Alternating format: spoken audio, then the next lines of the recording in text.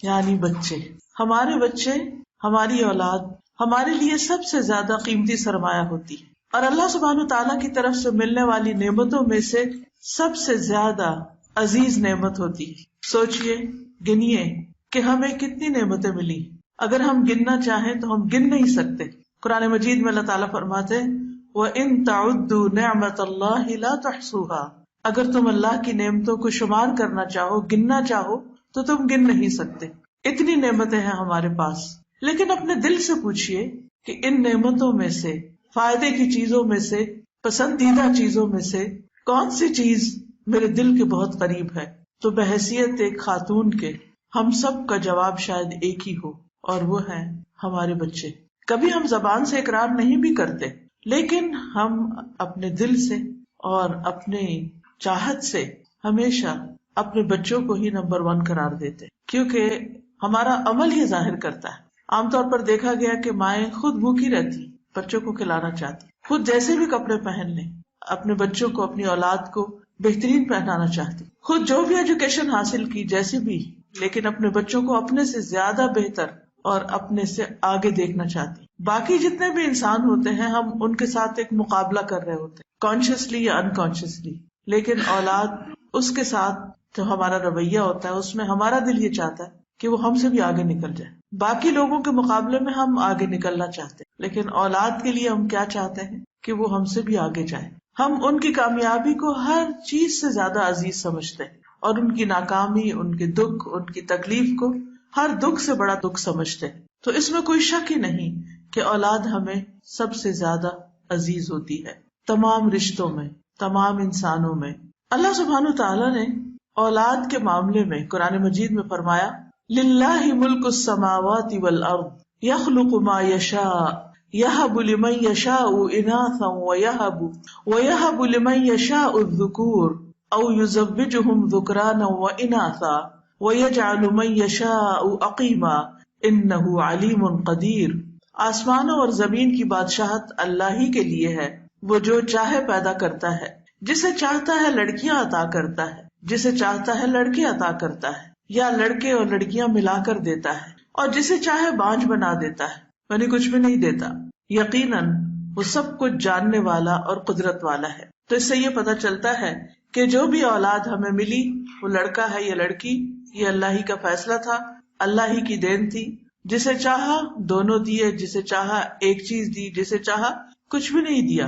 تو بہرحال اس اعتبار سے ہمیں یہ بات ہمیشہ یاد رکھنی چاہیے کہ اولاد اللہ کی دین ہے، اللہ ہی کی نعمت ہے، اور اس نے ہمارے حق میں جو پسند کیا وہ ہمیں عطا کیا، اس لیے اس معاملے میں اس پر راضی رہنا چاہیے۔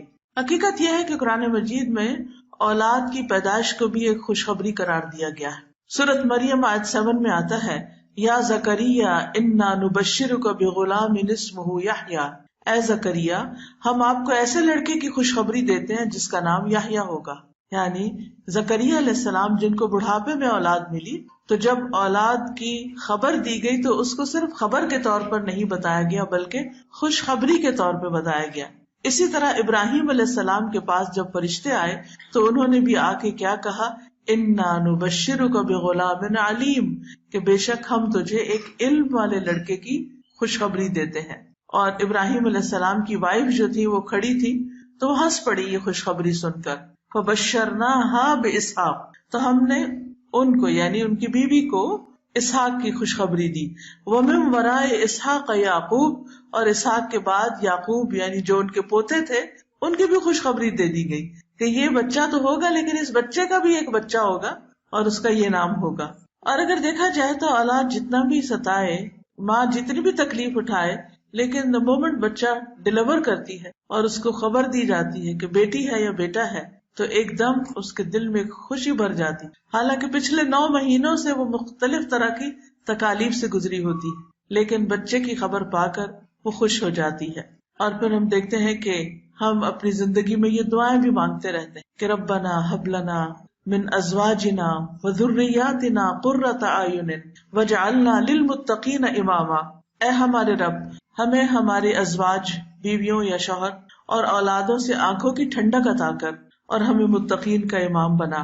نبی صلی اللہ علیہ وسلم نے ہماری اولاد کو ہماری بہترین کمائی بھی قرار دیا ہے. آپ نے فرمایا یقیناً تمہاری اولاد تمہاری بہترین کمائی ہے، بس اپنی اولاد کی کمائی میں سے کھاؤ. یعنی بچے جو کماتے ہیں یا بچوں کی جو آمدنی ہوتی ہے اس میں ماں باپ کا بھی حق ہے. تو ماں باپ کے لیے دنیا میں خوشخبری بھی ہو گئی، آنکھوں کی ٹھنڈک بھی ہو گئی، بہترین کمائی بھی ہو گئی، پھر آخرت میں بھی درجات کی بلندی کا ذریعہ ہوتی ہے اولاد. رسول اللہ صلی اللہ علیہ وسلم نے فرمایا جب انسان مر جاتا ہے تو 3 اعمال کے علاوہ اس کے تمام اعمال ختم ہو جاتے ہیں، یعنی اس کا نامہ اعمال بند ہو جاتا ہے. وہ 3 اعمال کون سے؟ صدقہ جاریہ، یعنی اللہ کے راستے میں زندگی میں اپنے ہاتھ سے مال خرچ کرنا جو بعد میں ایسے جگہوں پر اگر خرچ کیا ہو کہ جن کا فائدہ لوگوں کو پہنچ رہا ہے تو وہ صدقہ جاریہ بن جاتا ہے. یا وہ علم جس سے نفع اٹھایا جائے، دوسرے لوگ فائدہ اٹھائیں، یا نیک اولاد جو اس کے لیے دعا کرتی رہے. اور دلچسپ بات یہ ہے کہ یہاں ولد صالح کی بات آئی ہے. ولد کا معنی صرف بیٹا نہیں ہوتا، ولد اسم جنس ہے جس میں بیٹا، بیٹی، بیٹے، بیٹیاں، واحد، جمع سبھی اس میں شامل ہو جاتا ہے. تو ایک اولاد میں سے ایک دعا کرے یا سب کریں، بیٹا کرے یا بیٹی کرے، سب کے سب جو ہیں وہ والدین کے لیے فائدہ مند ثابت ہوتے ہیں. لیکن یہ یاد رکھیے کہ اولاد جہاں خوشخبری ہے وہاں ایک ذمہ داری بھی ہے، ایک ریسپانسبلٹی بھی ہے جس کے بارے میں قیامت کے دن سوال ہوگا. حدیث میں آتا ہے کہ ہر شخص ذمہ دار ہے، اور ایک اور روایت میں آتا ہے اس سے اس کے اہل خانہ کے بارے میں، یعنی جن کا وہ ذمہ دار ہے اس کے بارے میں بھی اللہ تعالیٰ خصوصیت سے پوچھے گا. خاص طور پر ماں، یعنی باپ کی بھی ذمہ داری ہے، لیکن یاد رکھیے کہ ماں کی ذمہ داری زیادہ ہے. صحیح بخاری کی حدیث ہے، حضرت عبداللہ سے روایت ہے رضی اللہ عنہ کہ رسول اللہ صلی اللہ علیہ وسلم نے فرمایا تم میں سے ہر شخص نگران ہے اور اس سے اس کی رعیت کے بارے میں سوال کیا جائے گا. امام جو لوگوں پر نگران ہے اس سے ان کے بارے میں پوچھا جائے گا. آدمی اپنے گھر والوں پر نگران ہے، آدمی اپنے گھر والوں پر نگران ہے، اس سے ان کے بارے میں سوال کیا جائے گا. عورت اپنے شوہر کے گھر اور اس کے بچے کی نگران ہے اور اس سے ان کے بارے میں سوال کیا جائے گا. تو اس حدیث سے صاف طور پر پتہ چلتا ہے کہ عورت کا سوال اس کے بچوں کے بارے میں بھی ہوگا، یعنی عورت سے جو سوال قیامت کے دن کیا جائے گا. اس لیے ہم سب کو اپنی ذمہ داری محسوس کرنی چاہیے اور اس کو ادا بھی کرنا چاہیے. یہ ذمہ داری ہم کیسے ادا کر سکتے ہیں؟ اولاد کی اچھی تربیت کر کے، ان کو کسی کام کا بنا کر. اب یہ تربیت کیسے کی جائے؟ تمام والدین اس معاملے میں فکر مند ہوتے ہیں اور تربیت کرنا بھی چاہتے ہیں، لیکن بعض اوقات ان کو یہ معلوم نہیں ہوتا کہ یہ تربیت کیا ہوتی ہے اور کیسے ہوتی ہے. تو آج انشاءاللہ تعالی اس عزیز ترین نعمت، اس پیاری چیز یعنی اولاد کی جو اچھی تربیت ہے اس کے بارے میں کچھ چیزیں آپ کے ساتھ شیئر کروں گی تاکہ انشاءاللہ آپ ان چیزوں سے فائدہ اٹھاتے ہوئے اپنے بچوں کی صحیح معنوں میں قدردانی کریں اور اپنے لیے بہترین صدقہ جاریہ بنائیں. سب سے پہلی چیز یہ کہ تربیت اولاد جو ہے اس کی پلاننگ شادی سے پہلے کی جاتی. یہ نہیں کہ بچے جب جوان ہو جائیں اور اپنی مرضی کے مالک ہو جائیں پھر ہم تربیت شروع کریں. ہاں اس وقت بھی تربیت کا عمل جاری رہے گا، لیکن شروع کب ہوگا؟ شادی سے بھی پہلے. وہ کیسے؟ کہ شادی کرتے ہوئے اپنے بچے کی، بچی کی والدین بھی سوچیں اور خود لڑکا یا لڑکی بھی اس بات کے اوپر غور کریں اور اس بات کو سوچیں کہ وہ کس سے شادی کر رہے ہیں. کیونکہ عورت سے شادی 4 چیزوں کی بنیاد پر کی جاتی. نبی صلی اللہ علیہ وسلم نے فرمایا تم اس سے دین کی بنیاد پر شادی کرو، یعنی دین کو بنیاد بناؤ. رسول اللہ صلی اللہ علیہ وسلم نے فرمایا دنیا فائدہ اٹھانے کی چیز ہے اور دنیا کی بہترین متاع نیک عورت ہے، کیونکہ جس گھر میں ایک نیک عورت آئے گی جو نماز کی پابند ہوگی، جو اخلاق کی اچھی ہوگی، جو خدمت گار ہوگی، وہ گھر جنت بن جائے گا.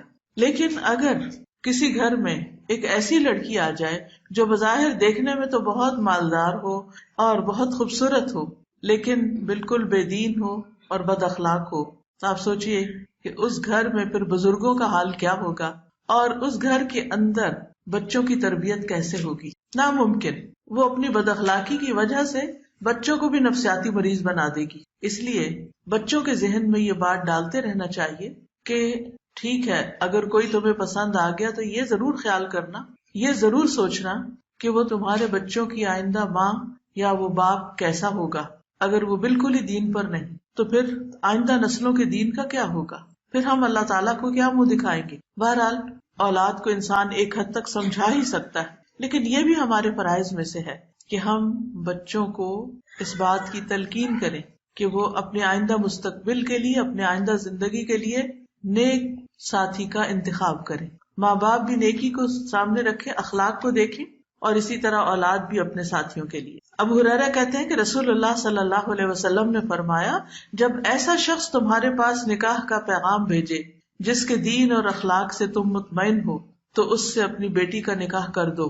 اگر ایسا نہیں کرو گے تو زمین میں فتنہ اور زبردست فساد پیدا ہوگا. پھر جب شادی ہو جائے اچھے رشتے سے نباہ کرنا آسان ہوتا ہے. اس کے بعد اولاد کی پیدائش سے پہلے شوہر اور بیوی کا جو باہم ملاپ ہوتا ہے اس وقت کے لیے بھی ہمیں دعائیں سکھائی گئی.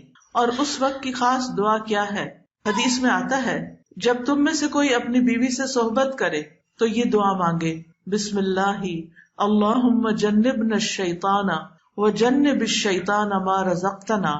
اللہ کے نام کے ساتھ، یعنی اس وقت بھی بسم اللہ کہے، اے اللہ ہمیں شیطان سے بچا اور شیطان کو اس چیز سے دور رکھ جو اس کے نتیجے میں، یعنی ہمارے اس تعلق کے نتیجے میں جو بھی تو ہمیں عطا فرمائے اس کو بھی شیطان سے بچا. تو آپ نے فرمایا کہ ان دونوں کو جو اولاد ملے گی شیطان اسے نقصان نہیں پہنچا سکے گا، یعنی تربیت یہیں سے شروع ہو گئی. پھر آپ دیکھیے کہ عین ولادت کے وقت حضرت مریم کی مثال ہمیں ملتی ہے. سورۃ آل عمران میں ان کی سٹوری ملتی ہے. اس میں حضرت مریم کی والدہ جب حضرت مریم پیدا ہوتی ہیں تو یہ دعا کرتی ہیں، وَإِنِّي أُعِيذُهَا بِكَ وَذُرِّيَّتَهَا مِنَ الشَّيْطَانِ الرَّجِيمِ. بے شک میں اس کو اور اس کی اولاد کو شیطان مردود سے تیری پناہ میں دیتی ہوں. تو گویا آغاز میں بھی اور انتہا میں بھی، یعنی پیدائش کے اول مرحلے پر اور پھر جب دنیا میں بچہ آ جائے، دونوں مواقع پر ایک خاص چیز کی دعا ضروری ہے اور وہ ہے شیطان سے بچنے کی دعا. اور اس کے لیے جب ولادت کا وقت قریب ہو، ماں پینز لے رہی ہو، ہاسپٹل جا چکی ہو، تو بھی اللہ کا ذکر کرنا نہ بھولے، اور خاص طور پر آیت الکرسی وغیرہ پڑھتی رہے، اللہ کا ذکر کرتی رہے، لا الہ الا اللہ پڑھتی رہے، تاکہ آنے والا بچہ جو ہے اللہ تعالیٰ اس کی شیطان مردود سے حفاظت فرمائے. اب دیکھیے کہ اس کے بعد پھر بالکل بچپنا ہوتا ہے، بچہ ماں کا دودھ پیتا ہے. تو جس ماں کے خیالات پازیٹو ہوں گے، جس ماں کے بولنے کا انداز محبت والا ہوگا، جو ماں اپنے بچے کے ساتھ سچا پیار کرتی ہوگی، وہ پھر اپنے جذبات پر بھی کنٹرول کرے گی. وہ اپنے ہر طرز عمل کو، ہر ایکشن کو سوچ سمجھ کر کرے گی کہ میں اپنے بچے کے لیے ایک نمونہ ہوں، ایک رول ماڈل ہوں. تو یاد رکھیے، اولاد کی تربیت کے لیے اہم ترین نقطہ عمل سے تربیت ہے، باتوں سے نہیں، عمل سے تربیت. اور میں یہ چاہوں گی کہ آپ میں سے ہر ماں اس بات کو یاد رکھے کہ میں نے اپنے بچے کو جو سکھانا ہے وہ کر کے دکھانا ہے. اگر مجھے اسے یہ بتانا ہے کہ تم نے سچ بولنا ہے تو پھر مجھے ہمیشہ سچ بولنا ہے. اگر میں نے اس کو امانت دار بنانا ہے تو خود امانت کا لحاظ رکھنا ہے. اگر میں نے اس کو زور سے چیخنے چلانے سے منع کرنا ہے تو خود آہستہ بول کر دکھانا ہے. اور یہ صرف مصنوعی طور پر، تکلف کے طور پر کسی ایک دن کی بات نہیں ہوگی، بلکہ مستقل طور پر یہ طرز عمل اور اخلاق اختیار کرنا ہوگا. تو سب سے پہلی چیز یہ کہ اگر ہم چاہتے ہیں کہ ہم اولاد کی بہترین دینی تربیت کریں تو سب سے پہلے والدین خود دین پر کاربند ہوں. اور اس میں آپ دیکھیے کہ دین کے پر ہونے کا مطلب کیا ہے کہ اللہ سبحانہ وتعالیٰ کے بارے میں ہمارا گمان خود اچھا ہو، ہمارا اپنا اللہ سے خاص تعلق ہو، ہم جو مانگے اللہ سے مانگے، ہم ہر حال میں اللہ کی طرف رجوع کریں، ہر دکھ سکھ میں، ہر تکلیف میں، ہر پریشانی میں اللہ کی طرف راغب ہوں. تو بچوں کو بھی خود بخود آ جائے گا کہ مشکلات میں کس سے مدد حاصل کرنا ہے. پھر اسی طرح یہ ہے کہ نماز کی پابندی.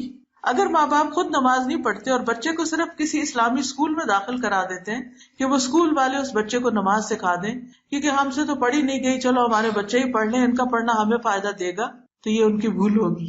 اس لیے بے حد ضروری ہے کہ جو کام ہم بچوں سے کروانا چاہتے ہیں وہ خود کر کے دکھائیں. اس میں ہم نہ صرف یہ کہ فرائض کی ادائیگی بلکہ نوافل کی ادائیگی کا بھی اہتمام کریں. ایک شخص کا کہنا ہے کہ جب بھی میں کسی سلجھے ہوئے نوجوان کو دیکھتا ہوں، یعنی بڑا ڈیسنٹ بچہ ہے، مہذب ہے، سویلائزڈ ہے، بااخلاق ہے، تو مجھے یقین ہو جاتا ہے کہ ضرور اس کا باپ صالح اور نیک آدمی ہوگا. اور مجھے قرآن کی آیت یاد آتی ہے، وَكَانَ أَبُوهُمَا صَالِحًا، یعنی ان بچوں کے والدین جو تھے وہ نیک آدمی تھے، کیونکہ باپ اگر نیک ہو تو اس کا فائدہ دنیا میں ہی اس کو اپنی اولاد کی نیکی میں نظر آنے لگتا ہے۔ اسی طرح ایک مشہور اسکالر ہیں ڈاکٹر نبیل اوزی، وہ کہتے ہیں کہ جب مجھے نوافل کی ادائیگی میں سستی اور کاہلی ہونے لگتی ہے تو مجھے میرے بیٹے اور دنیا کی پریشانیاں یاد آتی ہیں کہ کہیں نوافل کی ادائیگی میں میری سستی اور کاہلی میری اولاد کی پریشانیوں کا سبب نہ بن جائے، کہیں ایسا نہ ہو کہ میں یہ عبادت چھوڑوں اور اس کی وجہ سے میرے بچے پریشانیوں میں مبتلا ہو جائے۔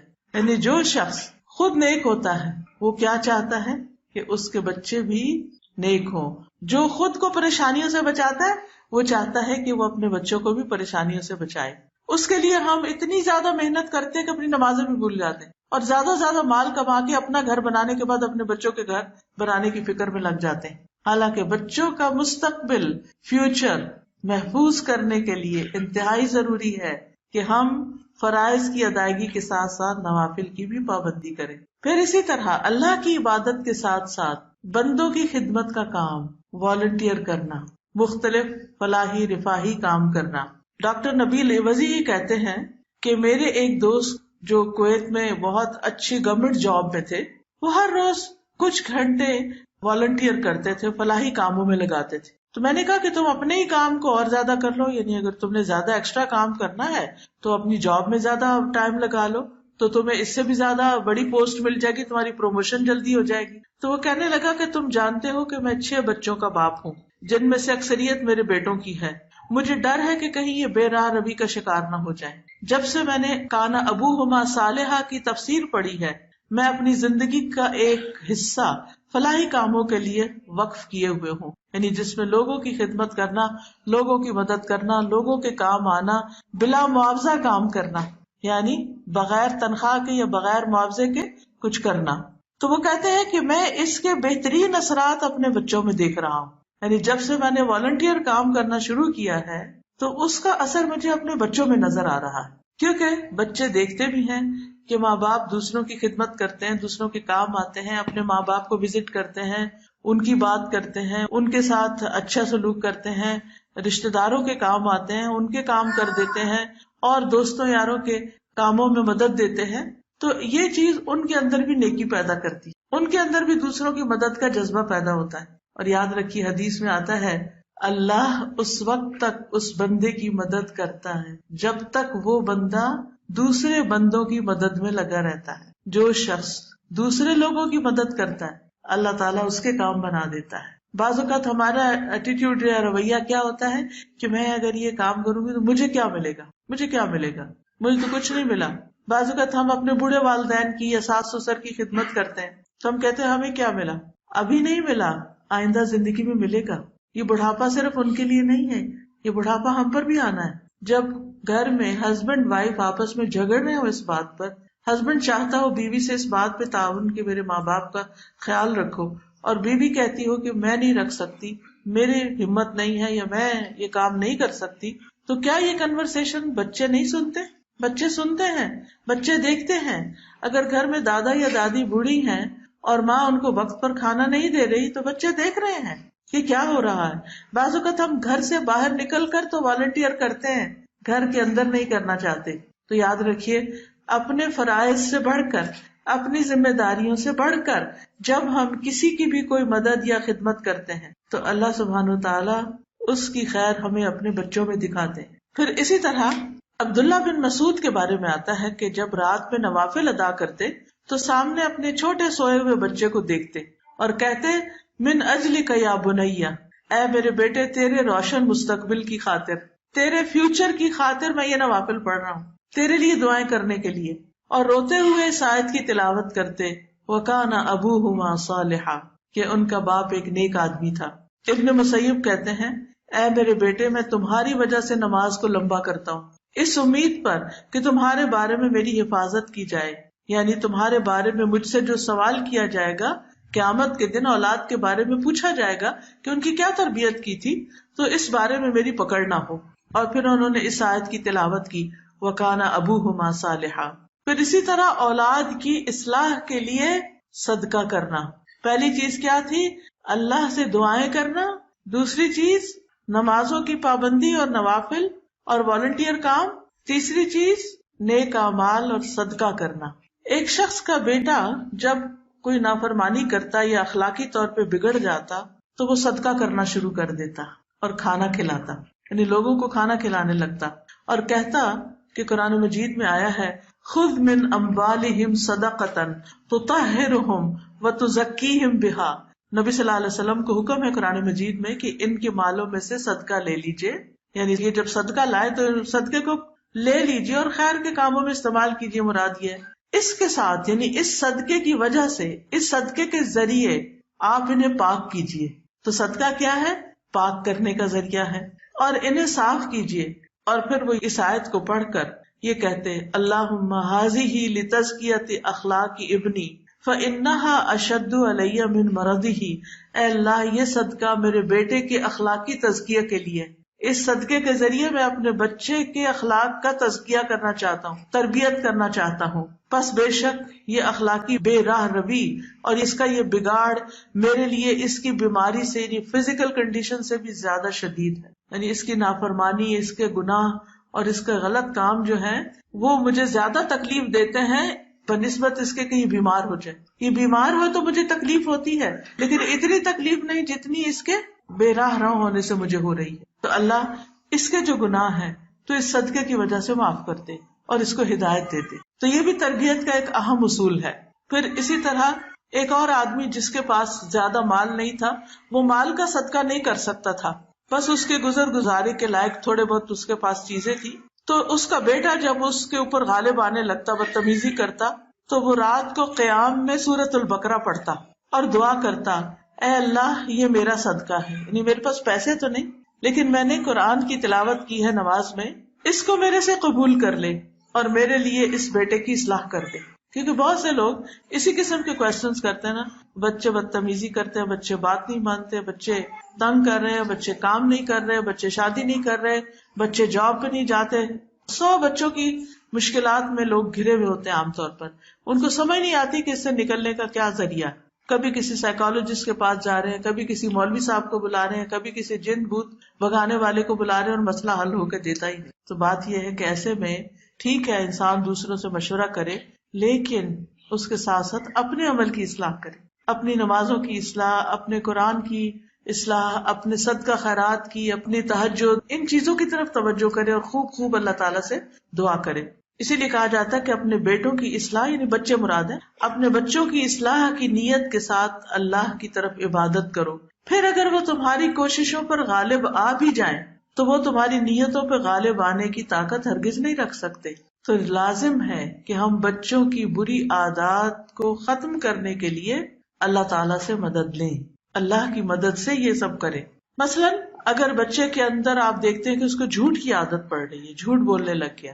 جب چھوٹے ہوتے ہیں نا بچے تو بعض اوقات بڑے اچھے ہوتے ہیں، سیدھی سیدھی بات کرتے ہیں، پھر بڑے ہو کر کچھ ایسے کام کرنے لگتے ہیں جنہیں وہ ہم سے چھپانا چاہتے ہیں، تو اس میں پھر غلط بیانی سے کام لیتے ہیں. تو اس میں آپ دیکھیے کہ اب کون ہے جو ہماری مدد کرے کہ اس بچے کا جھوٹ ختم ہو جائے. تو سب سے پہلے اگر ہمارے ذہن میں کوئی آ بھی جائے کہ فلاں شخص بہت سمجھدار ہے، اس سے مشورہ کرتا ہوں، اس تک بھی جانے سے پہلے اللہ سے مدد لے کہ یا اللہ میں اس کام کے لیے تیرے فلاں بندے کے پاس جس کو تو نے علم دے رکھا ہے میں جا رہا ہوں، لیکن ہدایت تو تو دینے والا ہے، ہدایت تو تو ہی دے گا، تو اس کو ہدایت دے دینا، تو اس کو راستہ دکھا دینا. پھر اسی طرح آپ دیکھیے کہ بچوں کی تربیت کے لیے ان کے ساتھ اپنا گیپ کم کیجیے، کمیونیکیشن بڑھائیے، ان کے ساتھ وقت گزاریے. یہ نہیں کہ صرف پڑھنے پڑھانے کے لیے یا صرف چند نصیحتوں کے لیے یا صرف کھانے کی بیس پر نہیں، مختلف کاموں میں ان کو اپنے ساتھ شریک کریں. کیونکہ بعض اوقات ماں اپنے کام کر کر کے خوب ایکسپرٹ ہو جاتی ہے کھانا پکانے کی اور گھر چلانے کی، گھر داری کی، لہٰذا بیٹیوں کے ہوتے ہوئے بھی وہ سارے کام خود ہی کرتی، بیٹیوں کو قریب نہیں آنے دیتی، کیونکہ ان کو لگتا ہے کہ وہ اتنا مزے کا کھانا نہیں بنے گا یا اتنے اچھے طریقے سے گھر نہیں چلے گا، لہٰذا وہ ہر کام خود ہی کرتی رہتی. یہ طریقہ درست نہیں. اس سے کیا ہے کہ آپ تو کچن میں کام کر کر کے تھک رہے ہیں اور بچیاں موبائل میں بیٹھ کے ادھر ادھر گپ شپ کر رہے ہیں، یا چلے پڑھ بھی نہیں ہیں تو بھی یہ جسٹیفائی نہیں کرتا کہ آپ سارے کام اکیلے ہی کرتے رہیں. اور اس طرح آپ کو اپنے بچوں کے ساتھ ٹائم سپینڈ کرنے کا کوئی موقع ہی نہیں ملتا. لہٰذا بے حد ضروری ہے کہ آپ ان کا کچھ نہ کچھ وقت کا حصہ کام میں اپنے ساتھ لگا کر گزارے، یعنی اکٹھے کام کریں، چاہے اکٹھے کوکنگ کریں، چاہے آپ اکٹھے لانڈری کے لیے تیاری کریں، چاہے آپ اکٹھے گارڈننگ کریں، چاہے اکٹھے گروسریز کرنے جائیں، چاہے کہ اکٹھے ڈاکٹر کے پاس جائیں، ان کے ساتھ کام کے دوران ٹائم سپینڈ کریں. اکٹھے کام کرنے سے باہم بانڈنگ، ایک ٹیم ورک ڈیولپ ہوتا ہے. انڈرسٹینڈنگ، مثلا شروع میں جب آپ کام کریں گے آپ کہیں گے یہ برتن 2 بجے، وہ کچھ اور پکڑا دے گی، آپ کہیں گے اتنا ڈالو، وہ زیادہ ڈال دے گی. اب آپ کو سخت غصہ آئے گا تو آپ کہیں گے جاؤ مجھے شکل نہ دکھاؤ، میں خود ہی کروں گی. نہیں نہیں نہیں، یہ ہے وقت صبر کا. کوئی بات نہیں، غلطی ہوگی، اچھا دوبارہ کرو حتیٰ کہ اس کو وہ کام آ جائے اور اس کا کانفیڈینس بحال ہو جائے. اگر آپ نے اس کی غلطی پر اس طرح اس کو ڈانٹ کے نکال دیا، ساری زندگی اس کو کانفیڈینس نہیں آئے گا کہ وہ یہ کام کر سکتی. اس کے اندر ایک خوف پیدا ہو جائے گا کہ میں ایک اچھی کوک نہیں ہو سکتی، میں ایک اچھی گھر والی خاتون نہیں ہو سکتی. تو چلو صرف باہر کے کاموں میں ہی ایکسل کر جاؤ، اپنے آپ کو منوانا ہی ہے نا، کہیں بھی منوا لو. گھر میں تو ہمیں کوئی مانتا ہی نہیں. اکثر ایسے ہوتا ہے نا کہ ہم بچوں کو کمپیئر کرتے ہیں، فلاں کا بچہ فلاں جگہ یونیورسٹی میں ٹاپ کیا ہے، تم نے کیوں نہیں کیا، تم تو نکمے ہی ہو، تم تو کچھ نہیں کرتے. نہیں، آپ دیکھیں اگر وہ اپنی لائف میں اپنی پیس پہ جا رہے ہیں تو ڈزنٹ میٹر. ہر وقت ہماری قابلیت صرف اس سے تھوڑی ظاہر ہوتی ہے کہ ہمارا بچہ کسی اور کے بچے کے مقابلے میں بہت اچھا ہو تو تبھی اچھا ہے. ایک بچہ ایک چیز میں بہت اچھا ہو سکتا ہے، دوسرا کسی اور چیز میں. تو اپنے بچے کی خامیوں پر ہی نظر نہ رکھیں اور صرف خوبیوں پر ہی نہ رکھیں، اس کو ہیومن بینگ سمجھیں اور اس کے مطابق اس سے ٹریٹ کریں. کبھی معاف کر دیں، کبھی نصیحت کر دیں، کبھی کسی اور طرح. پھر اسی طرح آپ دیکھیے کہ ابراہیم علیہ السلام خانہ کعبہ کی جب تعمیر کر رہے تھے تو انہوں نے اپنے ساتھ کس کو لگایا ہوا تھا؟ اپنے ہی بیٹے اسماعیل علیہ السلام کو. اور دونوں مل کے دعائیں کر رہے تھے، ربنا تقبل منا انک انت السمیع العلیم. پھر اسی طرح آپ دیکھیے کہ بچوں کی تربیت پہ یہ بڑی اہم بات ہے کہ ان کے ساتھ ہم سچا معاملہ کریں، جھوٹ کبھی نہ بولیں، غلط بیانی نہ کریں، ان سے کیا ہوا وعدہ پورا کریں. عبداللہ بن مسعود کہا کرتے تھے کوئی شخص کسی بچے سے ایسا وعدہ نہ کرے جسے وہ پورا کر نہ سکے. بعض اوقات ہمیں ان سے کوئی کام نکلوانا ہوتا ہے نا، ہم کہتے ہیں اچھا دیکھو میرا فلاں کام کر لو، میں تمہیں لیپ ٹاپ لے دوں، کیونکہ وہ بھی ڈیسپریٹ ہوتے ہیں نا لیپ ٹاپ کے لیے. تو آپ ان سے وعدہ کر لیتے ہیں، پھر جب وہ کر لیتے ہیں بےچارے کسی نہ کسی طرح وہ کام، تو پھر آپ کہتے ہیں اچھا اتنی کیا جلدی ہے، دیکھوں گی. دس از رانگ.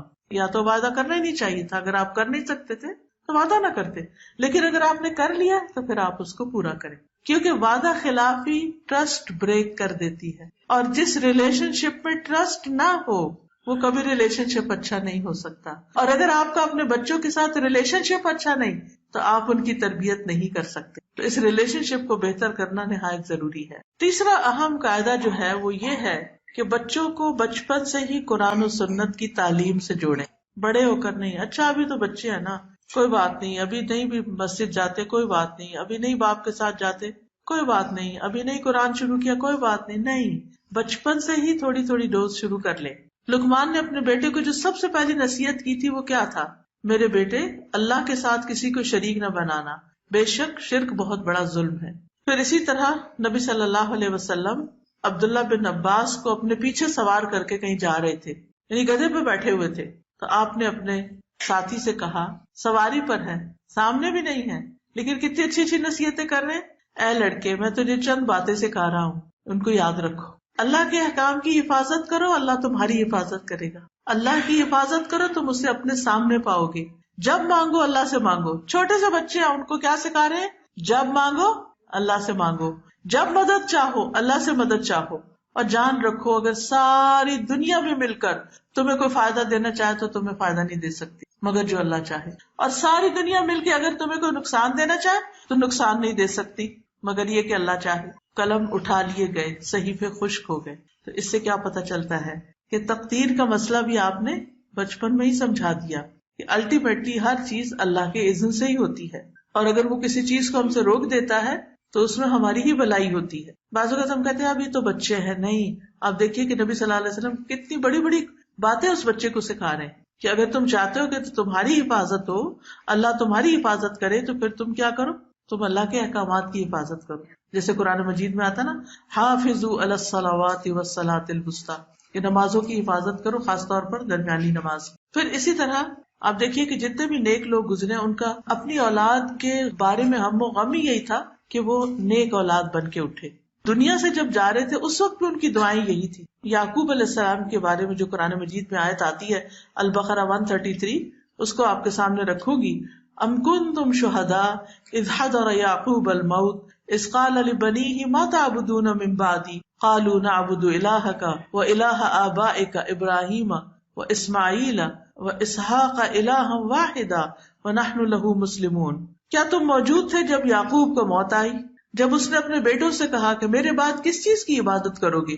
انہوں نے کہا ہم تیرے معبود، تیرے باپ دادا ابراہیم، اسماعیل اور اسحاق کے معبود کی عبادت کریں گے جو ایک ہی معبود ہے اور ہم اسی کے فرما بردار ہیں. تو یاد رکھیے مرتے وقت اللہ کے نیک بندوں نے اپنے بچوں کو دین پر قائم رہنے کی تلقین کی. پھر اسی طرح حضرت لقمان کی وصیتوں میں ہم دیکھتے ہیں جو اپنے بچے کو کی، اس میں ایک بڑی خوبصورت وصیت کرتے ہیں، اے میرے چھوٹے بیٹے، بے شک کوئی چیز اگر رائی کے دانے کے وزن کی ہو، پس کسی چٹان میں ہو یا آسمانوں یا زمین میں ہو، اللہ اسے لے آئے گا. اللہ بڑا باریک بین اور پوری خبر رکھنے والا ہے. تو اس سے کیا پتا چلتا ہے؟ اس سے بھی یہ بات ہمارے سامنے آتی ہے اور بہت ہی اہم ہے کہ بچوں کو بچپن سے اللہ تعالیٰ کی صفات کا علم دینا چاہیے. یعنی قرآن و سنت کے علم میں اللہ تعالیٰ کے ناموں کا علم، اللہ تعالیٰ کی صفات کا علم، اللہ تعالیٰ کے کاموں کے بارے میں علم، کہ کون ہے وہ، اس کا نام کیا ہے، اس کی کوالٹیز کیا ہے، اور پھر وہ کیا کیا کرتا ہے. تو اس میں خاص طور پر یہ کہ اللہ تعالیٰ لطیف خبیر ہے. پھر آخرت کا تصور دے. قرآن مجید میں اللہ تعالیٰ فرماتے ہیں یا ایھا الذین آمنوا قوا انفسکم واہلیکم نارا، اے لوگو جو ایمان لائے ہو، اپنے آپ کو اور اپنے گھر والوں کو آگ سے بچاؤ جس کا ایندھن آدمی اور پتھر ہے. تو ہمارے اوپر فرض بنتا ہے کہ ہم اپنی آخرت کے ساتھ ساتھ اپنے بچوں کی آخرت کی بھی فکر کریں. پھر نمازوں کی پابندی سکھانا، خصوصاً نفل نماز کی ترغیب دینا. پھر بچوں کو روزے رکھوانا.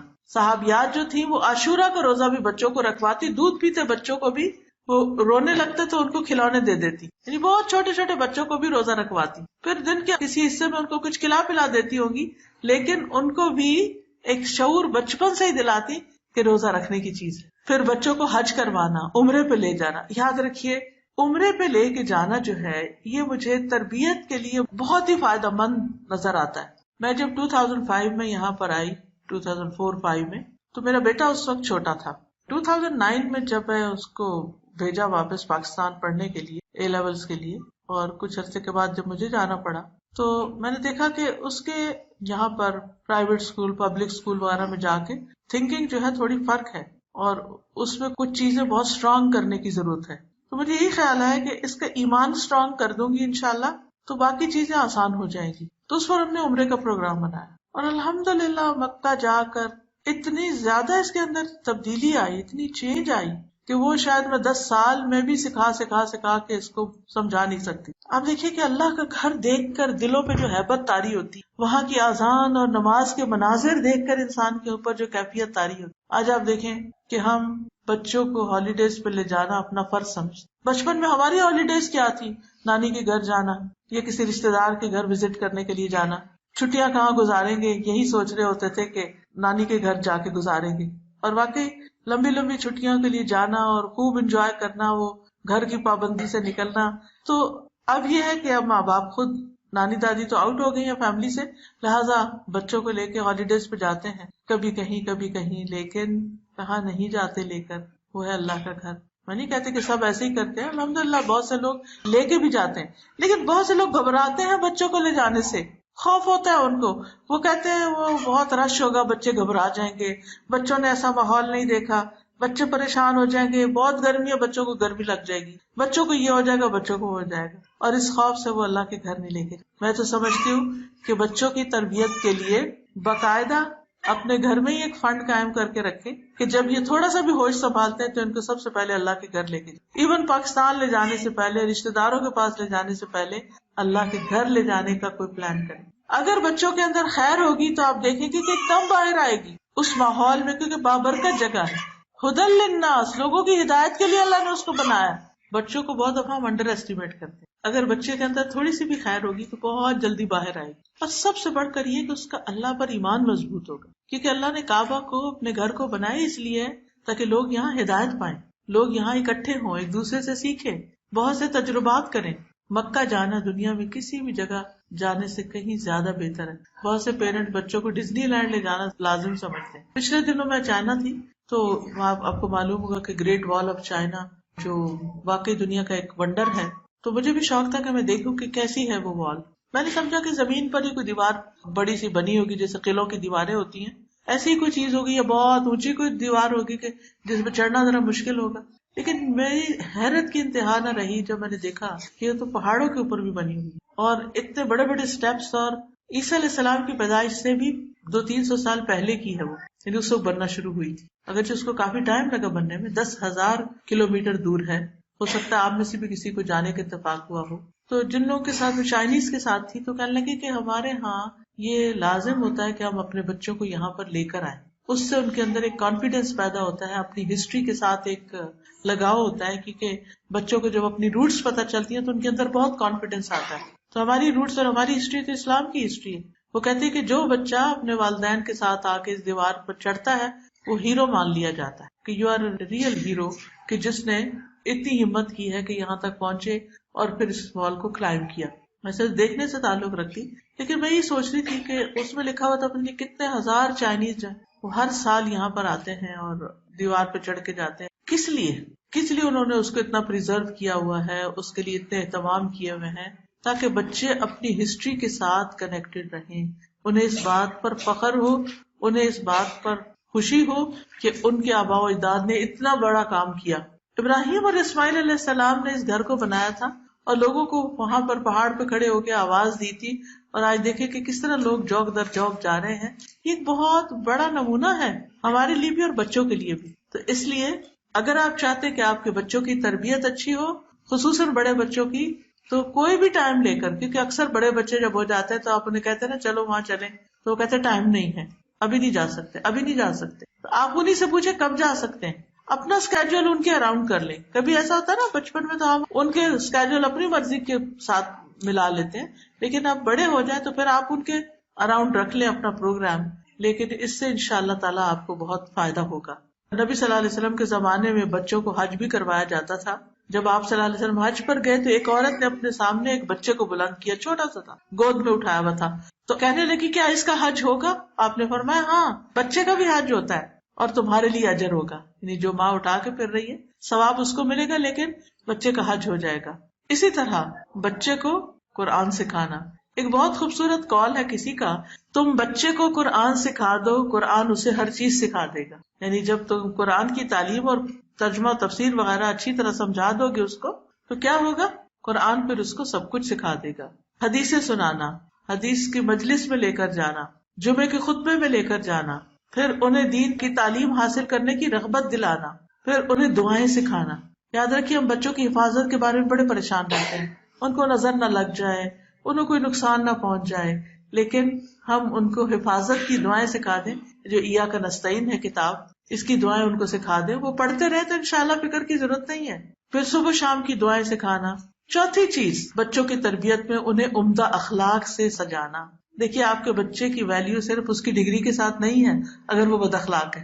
آپ کے بچے کی ویلیو اس کے اچھے اخلاق کے ساتھ، اس کے کیئرنگ اینڈ لونگ ایٹیٹیوڈ کے ساتھ ہے. جو بچے پتھر کی طرح کھڑے ہو جائیں اور ہلے نہ جلے، نہ کوئی ایموشن ظاہر کرے، نہ کسی آنے والے کے سلام کا جواب دے، نہ ہی کسی سے نظریں ملائیں، یہ بچے کیا بچے ہیں؟ تو وہ جیسے قرآن مجید میں آتا ہے کہ یہ لکڑی کے کندے ہیں. سورۃ المنافقون میں آتا ہے نا کہ ایسے جیسے دیوار کے ساتھ لکڑیاں چن کے رکھ دی گئی. تو بعض اوقات چھوٹے بچوں کو ملتے ہیں، نہ آنکھ ملاتے ہیں، نہ ہاتھ ملاتے ہیں، گلے لگائے تو گلے نہیں لگتے، کس کرنا چاہے تو منہ پھیر کے ایک طرف ہو جائیں گے. اور یہ پرائے بچے نہیں، اپنے ہی خاندان کے بچوں کو اگر آپ دیکھیں تو ان کے اندر یہاں کی سرد ہوائیں لگ لگ کے ٹھنڈے ہو گئے ہیں. وہ جہاں ہمارے لیے ایموشن نہیں باقی رہے ان کے.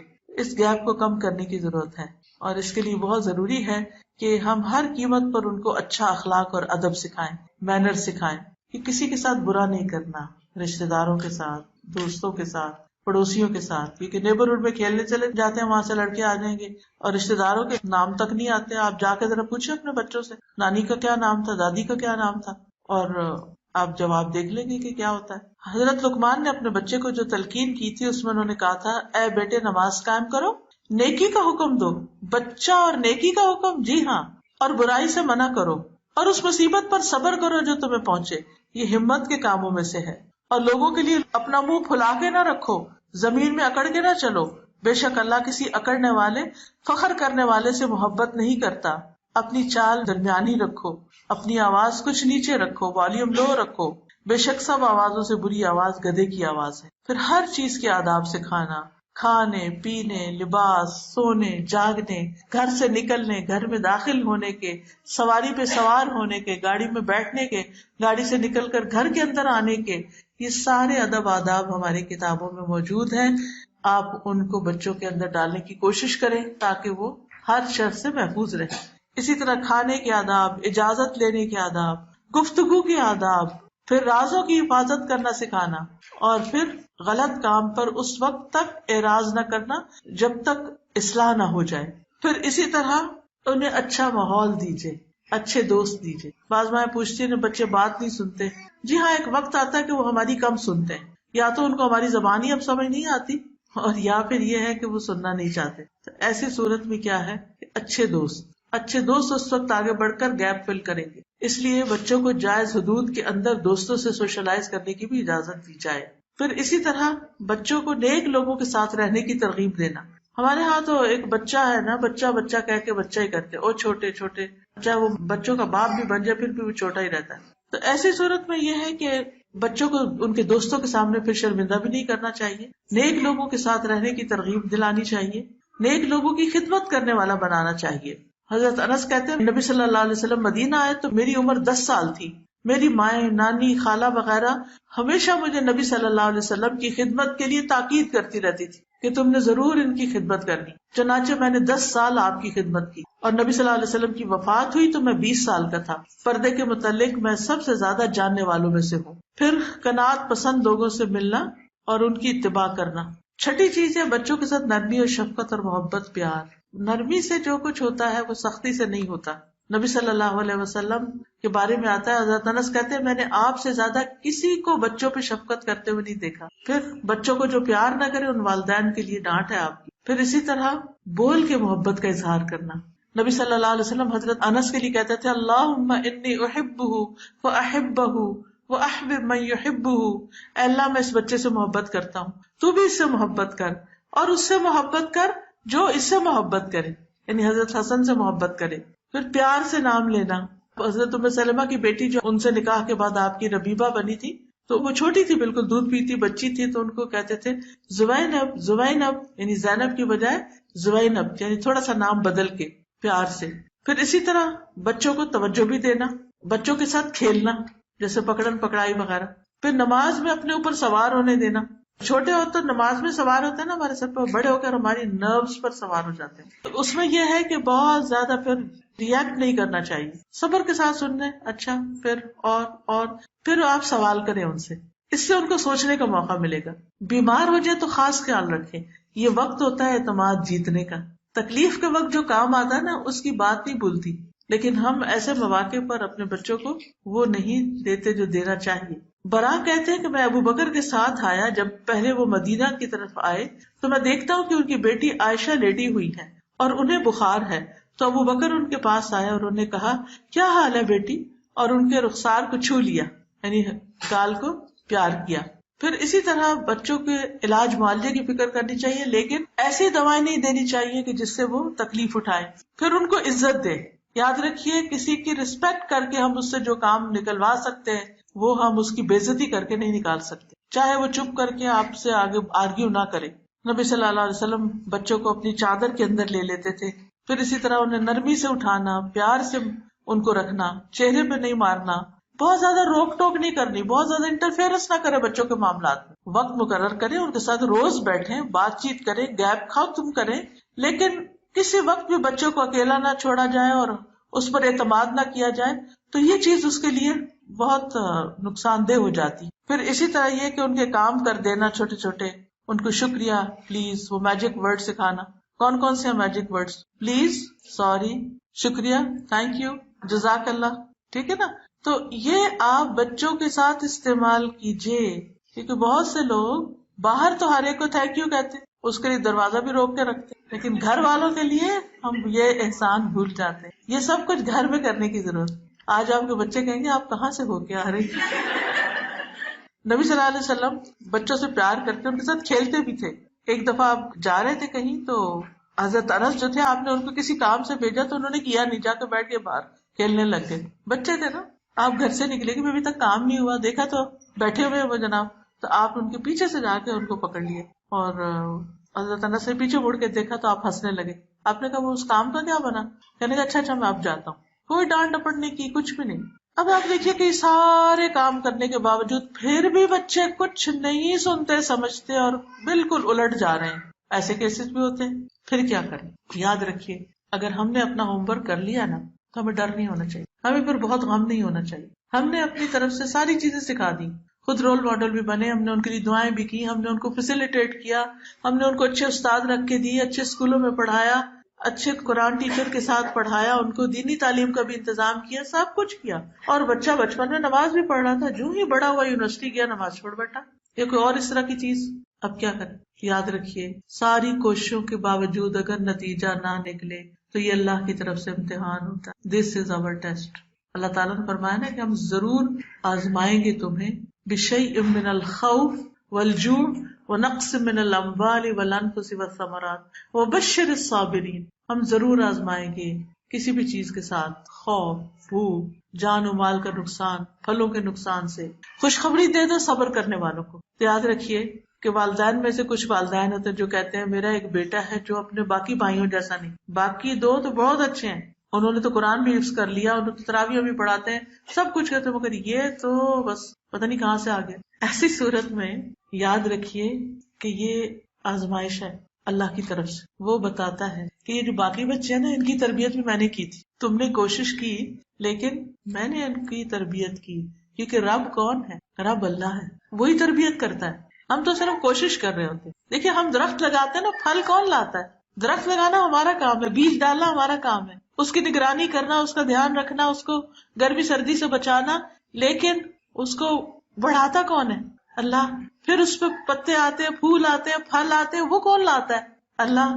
اب اگر کوئی یہ کہے کہ یہ درخت میں نے لگایا، یہ پتے بھی میں نے لگایا اور یہ پھول بھی میں نے اور یہ پھل، تو یہ غلط بات ہوگی. سیم ہم بچہ پیدا کرتے ہیں، اس کو پالتے ہیں، پروان چڑھاتے ہیں، تربیت کرتے ہیں، سب کچھ کرتے ہیں، لیکن اس کو پھل پھول رنگ کون لگاتا ہے؟ اللہ. لہٰذا جب کرتا وہ، ہم نے کوشش کر لی، ساری ہوم ورک کر لیا، لیکن پھل نہیں آیا. کبھی کبھی ایسے بھی ہوتا ہے نا، ایک پودا آپ لگاتے ہیں، درخت بھی بن جاتا ہے، پھل نہیں آتا. یا تو کہیں کمی رہ جاتی ہے، جیسے اگر آم کا درخت آپ لگائیں اور آپ اس کی پابند کاری نہیں کی، گرافٹنگ نہیں کرے تو کیا ہوتا؟ درخت تو بہت بڑا لگ جائے گا، آم نہیں لگیں گے. تو کہیں کمی رہ جاتی، انسان کو پتہ نہیں ہوتا، ہمیں پتہ ہی نہیں ہوتا. وہ ہم سمجھتے ہم سب ٹھیک کر رہے ہیں، لیکن کہیں ایک چیز مس کر جا رہے ہوتے ہیں، تو وہ پھل نہیں آتے. کبھی کچھ درختوں کے پھل بڑی دیر سے آتے ہیں. کھجور کا پودا 1-2 سال میں پھل نہیں دے گا، لیکن جب دینے لگتا تو کب تک دیتا ہے. زیتون کا درخت جب دینے لگتا تو پھل کب تک دیتا ہے؟ بعض اوقات ہزاروں سال تک دیتا ہے. کچھ دن پہلے کسی نے مجھے ایک تیل دیا، پین آئل. اس نے کہا کہ اس کو ادھر ادھر نہ کیجیے گا، اس میں بہت اسپیشل آئل ڈالا میں نے، فلسطین سے 2000 سال پرانے زیتون کے درخت کے پھلوں کا تیل ہے، اس سے یہ دوا بنی ہے. تو میں نے کہا اچھا اتنے لمبے بھی ہوتے ہیں، یعنی اتنی عمر بھی ہوتی ہے ان کی. تو بعض بچے جلدی اچھے ہو جاتے ہیں، بعض بڑا ٹائم لیتے ہیں، بعض بچے ہمارے مرنے کے بعد سیدھے ہوتے ہیں، آزمائش ہوتے ہیں. تو ہمیں یاد رکھنا چاہیے کہ تربیت تو اللہ ہی کرتا ہے، اور اگر ہمارے کوشش کے باوجود نتیجہ الٹا نکل رہا ہے اور لوگ باتیں بنا رہے ہیں، اللہ سب سے بڑی مشکل کیا ہے؟ ایک غم ہوتا ہے کہ بچہ ٹھیک نہیں، اوپر سے باپ بھی ڈانٹنا شروع کر دیتا ہے. نہیں بعض اوقات ایسا ہوتا ہے نا، بچہ خرابی کرتا ہے تو ڈانٹ ماں کو پڑ رہی ہوتی. بھائی ماں چاہتی تھی کہ یہ بچہ بدتمیز نکلے یا غلط کام کرے؟ ماں تو کبھی بھی نہیں چاہتی تھی. تو ماں کو یوں لگتا ہے جیسے ساری مجرم میں ہوں، لوگوں کی باتیں بھی وہ سن رہی ہے، باپ کی بھی وہ سن رہی ہے، ادھر کی ادھر کی. کیا ہو گیا؟ یاد رکھیے لوگوں کی باتوں کی قطعاً پرواہ نہ کریں، سب اٹھا کے ایک طرف رکھیں، قطعاً دل پہ نہ لیں.